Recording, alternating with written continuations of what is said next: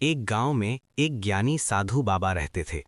रोज शाम को उनके आश्रम में बच्चे इकट्ठा होते और बाबा उनसे जीवन की बातें साझा करते।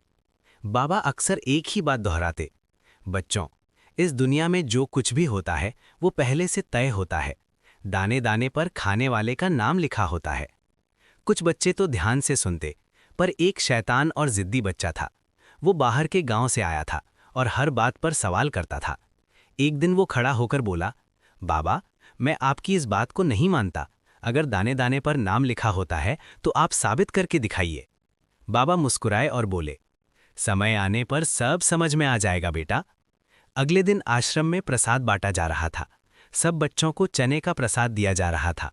वही शैतान बच्चा फिर बोला, बाबा, बताइए इस चने के दाने पर किसका नाम लिखा है?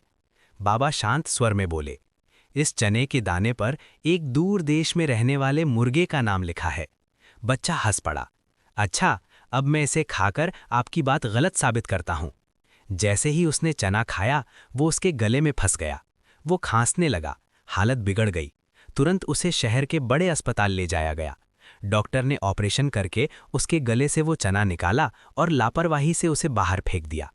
उसी समय अस्पताल के बाहर एक मुर्गा घूम रहा था। जैसे ही चना जमीन पर गिरा, मुर्गा दौड़कर आया और उसे खा गया। ये सब देखकर बच्चा हैरान रह गया। उसकी आंखों में आंसू आ गए। वो धीरे से बोला, बाबा सच कहते थे, सच में दाने दाने पर खाने वाले का नाम लिखा होता है। कुछ दिन बाद वो बच्चा ठीक होकर आश्रम लौटा। अब वो पहले जैसा जिद्दी नहीं रहा था। उसने बाबा के चरणों में झुककर कहा, बाबा, मुझे माफ़ कर दीजिए। अब मैं समझ गया हूं कि आपकी हर बात में गहरी सच्चाई होती है। बाबा मुस्कुराए और बोले, बेटा, सवाल करना गलत नहीं है, लेकिन अहंकार से सच को नकारना गलत है।